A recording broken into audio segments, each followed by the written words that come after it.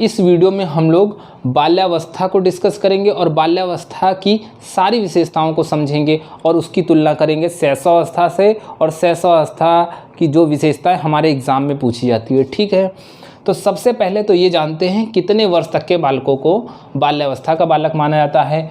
तो उसका सही आंसर है 5 से लेकर 12 वर्ष तक के बालकों को बाल्यावस्था का बालक माना जाता है। लेकिन क्या होता है, कभी कभी हमारे एग्ज़ाम में पूर्व बाल्यावस्था, मध्य बाल्यावस्था, तो उत्तर बाल्यावस्था, इस तरह की बातें और पूछ ली जाती हैं। तो वहाँ पे हमारा विद्यार्थी बहुत कंफ्यूज हो जाता है कि सर ये तो सबने पढ़ा है कि शैशवावस्था 0 से लेकर 5 वर्ष तक है, बाल्यावस्था 5 से लेकर 12 वर्ष तक है और किशोरावस्था 12 से लेकर 18 वर्ष तक है। तो लेकिन ये कोई नहीं पढ़ाता है कि पूर्व बाल्यावस्था कब है, उत्तर बाल्यावस्था कब है, मध्य बाल्यावस्था कब है, या फिर आरंभिक बाल्यावस्था कब है। तो आज इस वीडियो में आप लोग बहुत अच्छे से समझ लो कि एक हमारे मनोवैज्ञानिक थे कोल, उन्होंने बताया कि 0 से लेकर 2 वर्ष तक के बालकों को शैशवावस्था का बालक कहते हैं। और उन्होंने बाल्यावस्था को फर्दर 3 भागों में बांटा। एक है उन्होंने प्रारंभिक बाल्यावस्था कहा, दूसरा है मध्य बाल्यावस्था, तीसरा है उत्तर बाल्यावस्था। ठीक है, 3 भागों में बांटा, बहुत बढ़िया, कोई बात नहीं। इन्होंने क्या है, इसको ज़रा याद कर लेते हैं। 2 से लेकर 5 वर्ष तक के बालकों को इन्होंने प्रारंभिक बाल्यावस्था का माना, 5 से लेकर 12 वर्ष तक के बालकों को मध्य बाल्यावस्था माना, और 12 से लेकर 14 वर्ष तक के बालकों को उत्तर बाल्यावस्था माना। तो हम लोग विशेषताओं को एज की तुलना में समझ लेंगे। अब जैसा ऑप्शन हमारे सामने आएगा उस हिसाब से हम लोग सही आंसर कर लेंगे। ठीक है, ये 3 भागों में है। अच्छा, इसको याद भी कैसे रखना है, जिसे ये याद है 5 से लेकर 12 वर्ष तक, तो वो ये समझेगा कि अगर कोल ने इसको बांटा होता तो इसको बाल्यावस्था ना कहकर इसको मध्य बाल्यावस्था कहते हैं। क्या कहते हैं? मध्य बाल्यावस्था। और इसके पहले का यानी कि 2 वर्ष से लेकर 5 वर्ष तक का पूर्व बाल्यावस्था या आरंभिक बाल्यावस्था।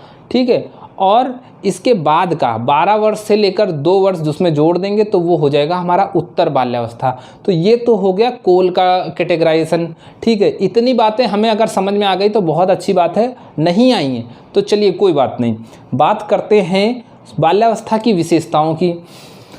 तो एक मनोवैज्ञानिक थे कोल एंड ब्रूस, उन्होंने बताया बाल्यावस्था को यह एक अनोखा काल है। कैसा अनोखा काल है? संवेगात्मक विकास का अनोखा काल है।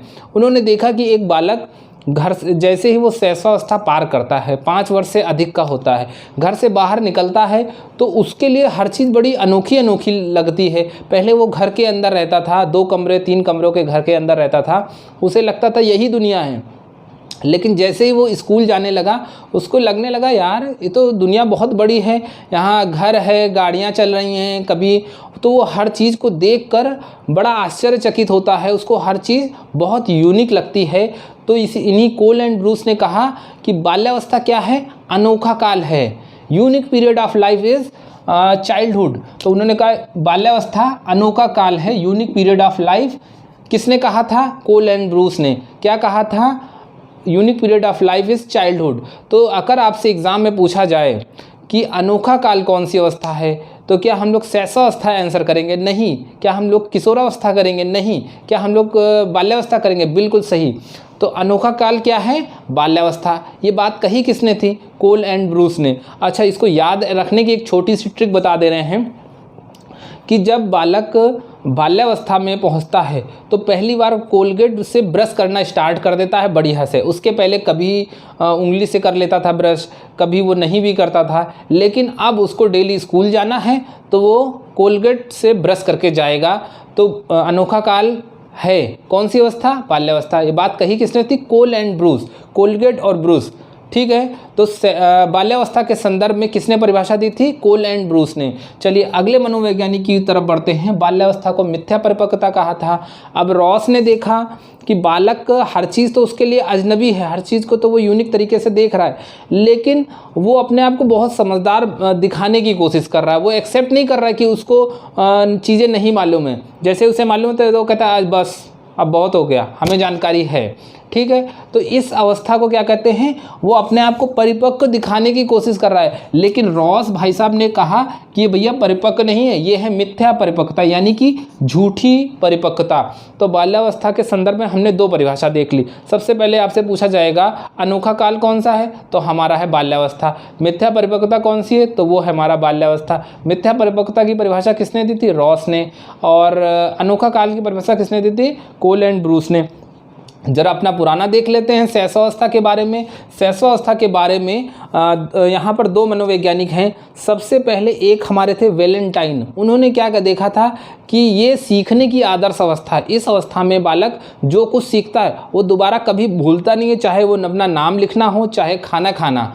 अगर किसी व्यक्ति का एक्सीडेंट हो गया, ठीक है, तो वो अपने पिछले 2-3 सालों की याददाश्त का सब कुछ भूल जाएगा, लेकिन वो खाना खाना कभी नहीं भूलेगा, अपना नाम कभी नहीं भूलेगा।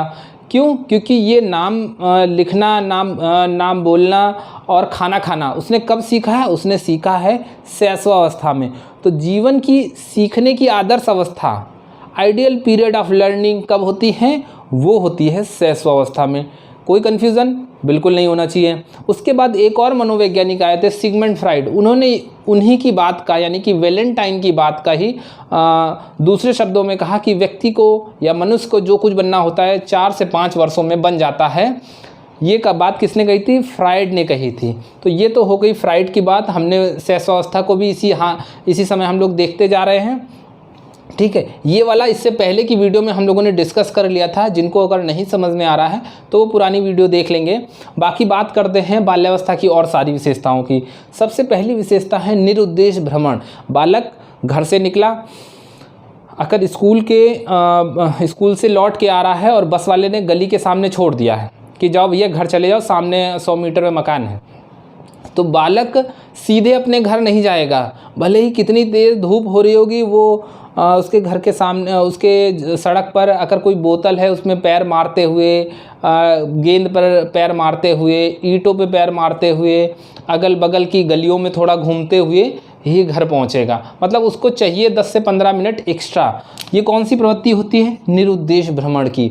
अच्छा, किशोरावस्था में जो बालक भ्रमण करता है, तो भैया किशोरावस्था में जो बालक भ्रमण करता है वो भ्रमण करता है अपने दोस्तों के साथ। उसमें कुछ उसके उद्देश्य होते हैं। हो सकता है किशोरावस्था का बालक कहीं कोचिंग पता करने गया हो सकता है कहीं कोई बढ़िया चाउमीन और मैगी की शॉप हो, वहाँ पर पता करने गया हो, उसकी एक उद्देश्य होता है। लेकिन यहाँ पर जो बालक है वो निरुद्देश्य भ्रमण कर रहा है। और शैशवावस्था में तो बालक भ्रमण नहीं करता, आराम से लेटा रहता है, घर में खेलता रहता है।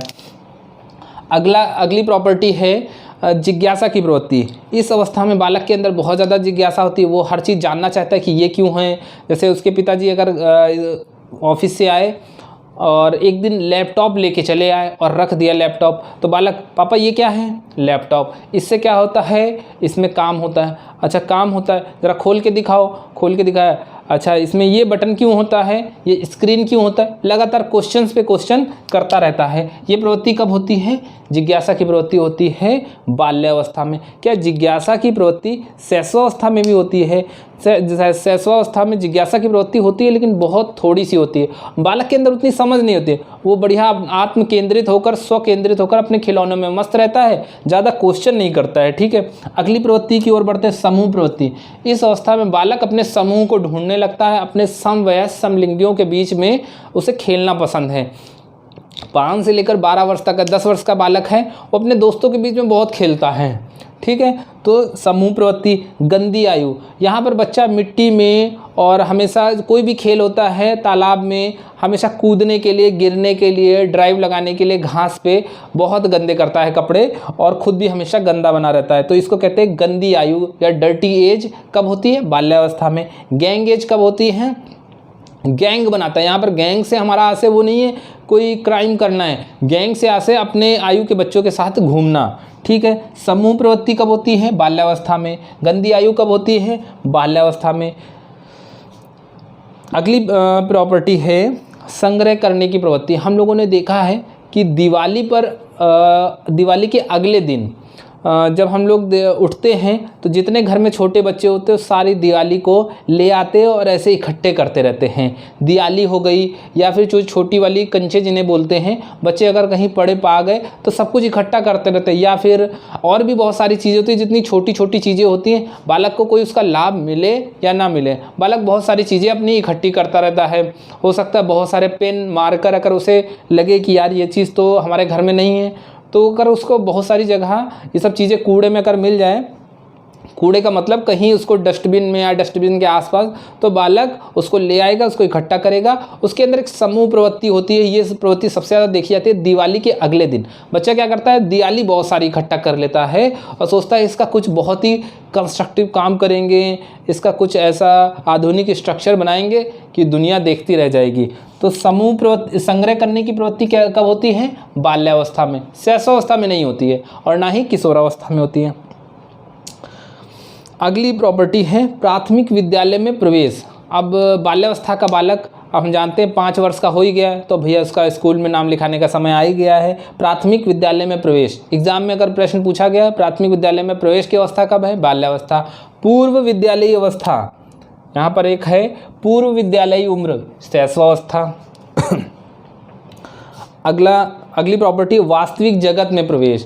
अब तक शैशवावस्था का बालक बढ़िया घर में मम्मी के साथ रहता था, बहुत कम निकलता था, लेकिन अब बाल्यावस्था का बालक बाहर निकलेगा, बाहर की चीज़ों को समझेगा, उसे बाहर खेलना पसंद है, समूह में रहना पसंद है। तो वास्तविक जगत में प्रवेश कब करेगा बालक, बाल्यावस्था में। अगला है वास्तविकतावादी दृष्टिकोण। यहाँ पर बालक के अंदर जब वास्तविक दुनिया में प्रवेश करेगा तो उसके अंदर ऑब्वियस सी बात है कि वास्तविकतावादी दृष्टिकोण आएगा ही आएगा। ठीक है। जीवन का निर्माण काल बहुत इंपॉर्टेंट है, यहाँ से क्वेश्चन बना भी है कि जीवन का निर्माण काल कब कहा जाता है, तो वो कहा जाता है हमारा बाल्यावस्था में। अच्छा, जीवन की आधारशिला कहाँ है, आधारशिला शैशवावस्था में है। अपरिपक्व, मिथ्या परिपक्व। ठीक है। और देखते हैं जीवन का निर्माण काल कब होता है, वो होता है हमारा बाल्यावस्था में। अच्छा, निर्माण काल कैसे कहा जाता है, निर्माण काल से हमारा आशय ये है कि बालक अपनी सारी प्रवृत्तियों को, अपनी नैतिकता से लेकर हर चीज़ को धीरे धीरे इसी अवस्था में डेवलप करेगा। तो ये क्या है, निर्माण काल। और आधारशिला क्या है, शैशवावस्था। दोनों में कंफ्यूज नहीं होंगे। शर्म और गर्व जैसी भावनाएं। शैशवावस्था का बालक, उसे चाहे कपड़े पहनाओ या ना पहनाओ उसे फ़र्क नहीं पड़ता, लेकिन बाल्यावस्था के बालक के अंदर शर्म रहती है, उसे कपड़े पहनना है, उसे उसके अंदर एक प्रवृत्ति और होती है। अगर विद्यालय जा रहा है और विद्यालय में आप सोचो उसे हाफ पैंट पहना के भेज दो तो बालक के अंदर शर्म आती है, उसे वो भी चाहता है कि वो भी फुल पैंट पहने और बड़े बच्चों की तरह दिखे। तो शर्म जैसी भावना, गर्व जैसी भावना, अपनी चीज़ों पे वो थोड़ा थोड़ा गर्व करना प्रारंभ करते हैं। नेता बनने की इच्छा, ठीक है, उसे लगता है कि वो नेता बन सकता है, तो नेता बनने की भी इच्छा, इस तरह की बात भी अगर आएगी तो नेता बनने की इच्छा। अगला है सृजनात्मकता का उदय। अब शैशवावस्था का बालक हल्का सा बाहर निकला है तो उसके अंदर कुछ क्रिएटिविटी का उदय आएगा। यहाँ पर ये याद रखेंगे, उदय, ना कि सृजनात्मकता पूरी तरह से डेवलप हुई है। नैतिक भावना का उदय। तो यहाँ पर अच्छा एक बात, ये बहुत इंपॉर्टेंट क्वेश्चन यहाँ पे बन सकता है, नैतिक भावना का उदय।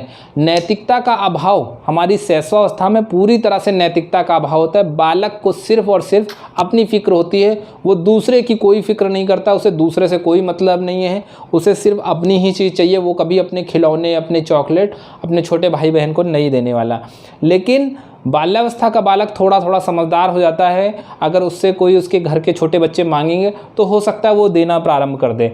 तो नैतिक भावना का उदय, सृजनात्मकता का उदय, ये उदय शब्द याद रखेंगे। मानसिक विकास बहुत तीव्र गति से होता है। बाल्यावस्था की एक विशेषता है, मानसिक विकास बहुत तीव्र गति से होता है, जबकि हमने शैशवावस्था में देखा था कि शारीरिक विकास बहुत तीव्र गति से होता है। तो दोनों में अंतर याद रखिएगा, शारीरिक विकास बहुत तेज, मानसिक विकास बहुत तेज। बहिर्मुखी प्रवृत्ति, अब बालक घर से बाहर निकल चुका है, वास्तविकतावादी दृष्टिकोण आ चुका है या आ रहा है, ठीक है। तो बालक क्या, बहिर्मुखी, अब उसे दूसरों से बात करना भी पसंद है। इससे पहले क्या था, इससे पहले शैशवावस्था में बालक हमारा जो था उसके अंदर स्वप्रेम, स्वकेंद्रित और अंतर्मुखी। बालक क्या था, केवल खुद से प्रेम करता था, खुद के केंद्र में रहता था और अंतर्मुखी रहता, मतलब किसी से बात नहीं करता था। अगर उसके घर में वो बढ़िया अपने दिवाली से खेल रहा है अकेले, और उसके घर में मोदी जी आ जाए या योगी जी आ जाए या राहुल गांधी आ जाए, उसे कोई फ़र्क नहीं पड़ता है, वो नहीं जाएगा मिलने, वो बढ़िया अपने कमरे में खेलता रहेगा। लेकिन अब जो बाल्यावस्था में आ चुका होगा तो बालक देखेगा, अच्छा इतने सारे मम्मी पापा दौड़ दौड़ के मिठाई ला रहे हैं, यानी कि कोई बड़ा आदमी आया है, कुछ हो सकता है हमारे लिए भी खिलौने लाया होगा। तो बालक के अंदर कौन सी प्रवृत्ति आएगी, बहिर्मुखी। तो बालक जाके देखेगा, अच्छा भैया कौन हो तुम, अच्छा मोदी जी, बार बार जो टीवी में आते हो, जो हमारे सबके बोर्ड एग्ज़ाम कैंसिल करा देते हो, ठीक है बहुत बढ़िया। तो जाएगा उनके पैर छुएगा, कहा अरे भैया मोदी जी बहुत अच्छी बात है, हमारे टाइम में भी कुछ ऐसे ही करना, ठीक है। तो बहिर्मुखी प्रवृत्ति कब होती है, बाल्यावस्था में। अंतर्मुखी प्रवृत्ति कब होती है, शैशवावस्था में। ये बात याद रखिएगा। स्वप्रेम, स्वकेंद्रित कब होता है, शैशवावस्था में। खेल की आयु, हम देखते हैं हमारा जो बाल्यावस्था का बालक है हमेशा खेलने में व्यस्त रहता है। 5 वर्ष से लेकर 12 वर्ष तक उसे जब मौका मिले खेलने चला जाता है। अगर ना खेलने को दो तो भैया रोने लगता है, बहुत चिल्लाता है ना। अच्छा, यहाँ पे ये कंफ्यूज मत होना, एक क्वेश्चन और बनता है, खिलौने की आयु। तो खिलौने की आयु कब होती है, खिलौने की आयु होती है हमारी शैशवावस्था में। खिलौने की आयु कब होती है, शैशवावस्था में। खेल की आयु कब होती है, हमारी बाल्यावस्था में। तो हमने ये देख लिया खेल की आयु। समवयस्क समलिंगियों से संपर्क करता है। देखिए शैशवावस्था का बालक तो किसी संपर्क ही नहीं करता है, स्वकेंद्रित में रहता है, और अंतर्मुखी रहता है। लेकिन बाल्यावस्था का बालक अपनी बराबर वालों को, समवयस्क समलिंगी, अगर लड़का है तो लड़के से दोस्ती करना पसंद करता है और उसी के साथ खेलना पसंद करता है। लड़की है तो लड़की से दोस्ती करना पसंद करती है, उसी के साथ खेलना पसंद करती है, ठीक है। लेकिन किशोरावस्था में क्या होता है, किशोरावस्था में विषम लिंगियों के प्रति आकर्षित होता है और उनकी तरफ आकर्षित और उनसे दोस्ती करना चाहता है। तो वो कहाँ की विशेषता है, वो है विशेषता हमारी किशोरावस्था की। एक और है विशेषता अपरिचित चिंता या पृथकत्व चिंता। जो बाल्यावस्था के बालक होता है उसके अंदर एक बहुत अजीब सी विशेषता होती है, अपरिचित चिंता। बालक का उसको डर लगता है कि कुछ भी बड़ा अनहोनी सा उसके साथ हो सकता है, कुछ भी उसके साथ गलत हो सकता है। और पृथकत्व की चिंता, उसको कभी कभी डर लगता है या अक्सर उसके मन में डर बैठा रहता है कहीं उसके माँ बाप, उसके भाई बहन उससे अलग ना हो जाएं। जैसे हमने एक मूवी देखी थी तारे ज़मीं पर, उसमें क्या देखा था कि जो बालक था, ईशान बालक, उसको क्या हमेशा डर लगता था कि कहीं उसके माँ बाप उससे अलग ना हो जाए, और अलग भी हो जाते हैं तो बालक हमेशा बड़ा थोड़ा सा परेशान सा रहता था। तो वही है अपरिचित चिंता या फिर पृथकत्व चिंता। तो इतनी सारी विशेषता हम लोगों ने बाल्यावस्था की पढ़ ली है। इससे अलग अब कोई प्रश्न अगर आ जाएगा तो आप, ये मेरी गारंटी है कि इससे अलग कहीं कोई प्रश्न नहीं आ सकता। अभी सारे प्रश्न हम लोग करा देंगे बाल्यावस्था के, ठीक है।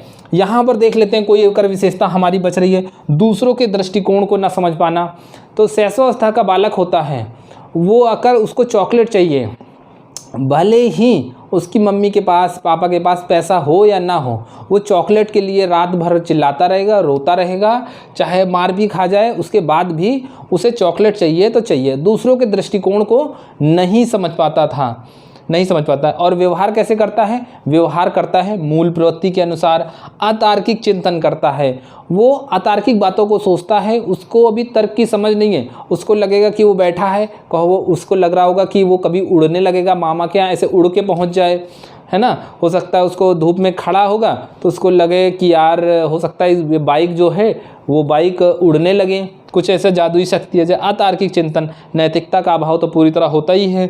नाजुक अवस्था, बहुत नाजुक अवस्था होती है, बालक के हाथ पैर बहुत कमज़ोर होते हैं, तो नाजुक अवस्था भी इसी अवस्था को कहा जाता है। तो ये पूरी बाल्यावस्था हो गई है। कुछ क्वेश्चंस हम लोग करेंगे नेक्स्ट वीडियो में, ठीक है। अगर वीडियो अच्छी लगी हो तो प्लीज़ चैनल को सब्सक्राइब कीजिए और DSSB रीट और सुपर टेट की तैयारी एकदम मन लगाकर इस हमारे चैनल पे करते रहिए।